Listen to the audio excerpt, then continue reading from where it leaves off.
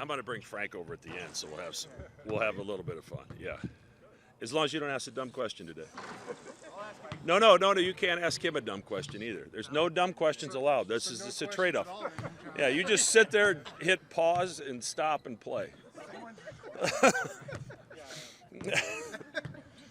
right, go ahead. Oh.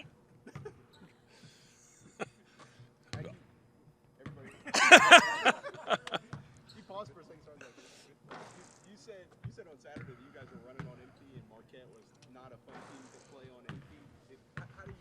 Are you refreshed? Can you get refreshed at this point in the season? How do you do that? I mean, it's hard when you go a long time without a bye, and that's what we're in the middle of right now. So, especially when we have some guys sick, but we really did nothing yesterday except for a walkthrough, and we'll do some live stuff today, and then you hook it up tomorrow and hope there's enough adrenaline in this building to get us through and get us to that off day on Wednesday. So, it's a difficult stretch. We knew it was going to be a difficult stretch, but we positioned ourselves well, and hopefully we can finish the job.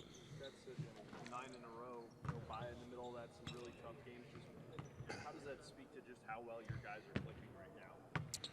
Well, I mean, obviously they've come together in an unbelievable way. I think it also speaks to our level of conditioning and the job that Ben McNair and Jeremy Anderson do in helping me manage the load that is on these guys during a stretch like this.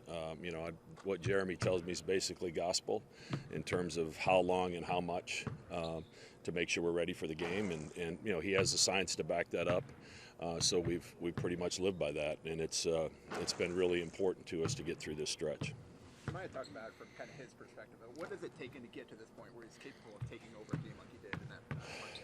Yeah, I mean, Jamiya has no fear, and he was one of the guys that was rested, unfortunately, because of foul trouble. So he spent a lot of time on the bench, and he was watching what was going on. And obviously, they're trying to stretch us out with their pressure. And when he got in there, he attacked the pressure, and got to the rim and created some things for himself, which was great to see. So, besides that, he did a good job when he was guarding Cam Jones as well.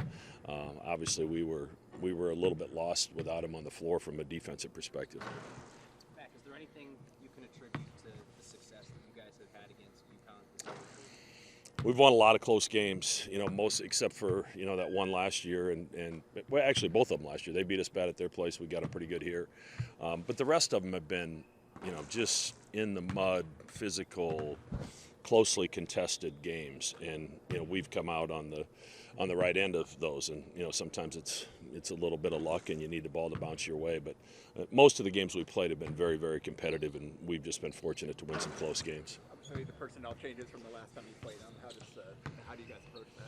Yeah, I mean, it's difficult. McNeely's just played the one game since he's back, and obviously he's a top 20 draft pick if that's what he chooses to do. But he's really sound with the basketball, makes really good decisions, gives them another playmaker. Off the dribble from the three-point line, he'll take you into the post against smaller guys, and he can score there. So obviously they're a different team with him on the floor, and we haven't seen that yet. So we're going to have to adjust a little bit on the fly. How do you get through a mud fight? I think it's what you like to call it. You are kind of running on empty. Yeah, I mean, there's a level of physicality you have to have when you play against UConn. Having said all that, we don't want to put them on the foul line 25 times, so we have to be physical with intelligence because we would like to win that analytical battle of the free throw line every game we play, not just against UConn. So, but it's hard when the games are that physical, and obviously Marquette plays a very physical, aggressive style, and very similar to what we're going to see from UConn, especially when it comes to the ball screen coverage. Rankings and everything aren't your favorite to talk about, but I mean, getting back to the top 25 is just kind of maybe like a watermark of where this program come back after that. Yeah, I think it speaks to where we were and what we've had to do to get to this point. It's been a long road back, and we've had it in the past. I don't know how many years ago that was. We lost 6 in a row and then kind of dug ourselves out of it. And this year, for different reasons, I think maybe a little bit slower start than we all anticipated or were hoping for. But they've stuck together. They've been committed to each other. They're really connected. And like I said, as I said many times, it's been a really, really fun team to coach. How much energy is injected into building on all of you? Yeah, I think it helps.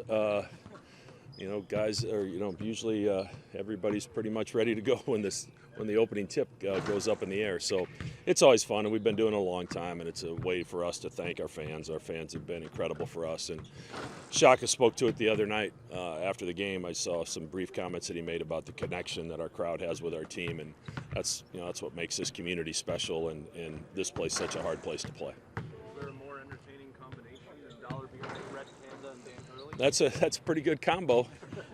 If we could get him up on that bike, that might top it all, but I'm not sure he'll do that.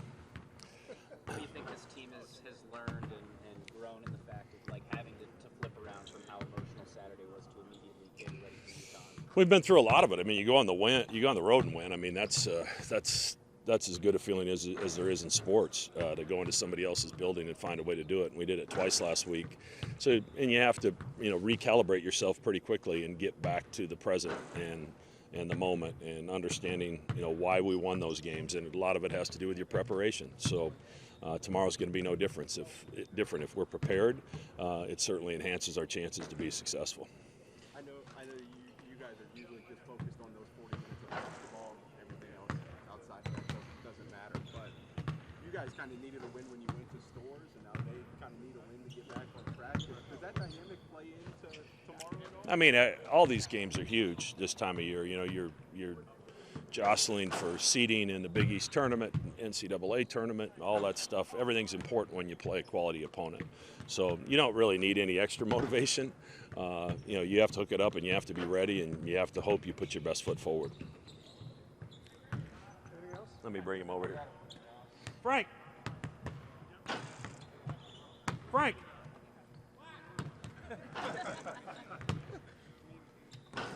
This will be fun. Hold on, we got to move the mics down. That'll be perfect for Steven. Wow. That's tough.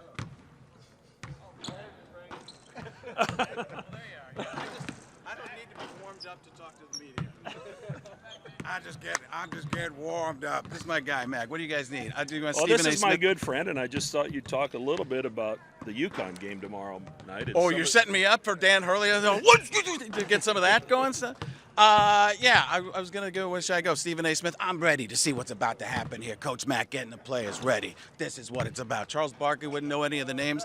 I think we're going to have a really great time figuring out what's going on with Kalkberger. He does a really great job. And then Jamiya Neal. I'm ready to see what he's going to do. And what else do I got to do? What would Donald Trump say? Well, I was holding this back, and there's a lot of things. There's a lot of things going on here. And Isaac Trout, he does a great job, but he's never seen a shot he didn't like. Tremendous shots he does. He comes off a screen, and there's a ball over there, but I can still do the press conference while the basketballs are being dribbled. And you look at a player like Stephen Ashworth, where somebody would say, no, yes, because he made it. That's the Splashworth. And we get Splashworth making the long three-pointer great again. And he said, I was going to get in there, and I was going to make the shots, and people said, you're not going to make that shot. But then what did you do? He made the shot. I'm working on it. It's very Muppety. Let's just stick with Let's stick with that right there. Let's stick with It's Morgan in there. Freeman. Morgan Freeman. He does that. Calc, thanks for being tall. It's in it. It's somewhere around that because John C. Reilly's in here. That voice, Mark Ruffalo, is like that. And then there's Joe Rogan's like, wow, Jamie, pull that up. But you're in that range somewhere. That Kermit the Frog, it's somewhere in there. It's somewhere in there. Yeah, Lou, get that for me. So they got to block out. Everybody's got to block out. Not blocking out enough. And then this.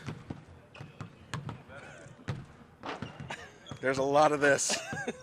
And that move right there. That's enough of you. Thank you. Here's my back.